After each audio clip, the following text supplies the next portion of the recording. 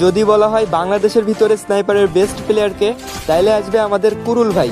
যদি বলা হয় ইন্ডিয়া কিংবা নেপালিয়ান সার্ভারের স্নাইপারের বেস্ট প্লেয়ারকে, তাইলে আসবে রয় গেমিং কিংবা আজ্জু ভাই।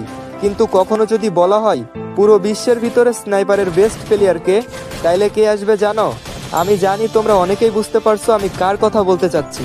হ্যাঁ, এক সময়ের স্নাইপারের রাজা এবং হাজারো ফ্রি ফায়ার প্লেয়ারের ইমোশন বিটুকের কথা বলতেছি।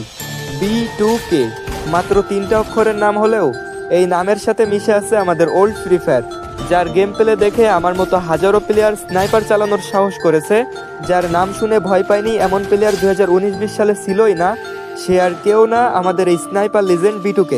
গাইস, তোমরা কি জানো পুরো ফ্রি ফায়ারের ইতিহাসে B2K একমাত্র যে কখনো কারোর সাথে ভার্সেস করতে একটুও ভয় পায়নি।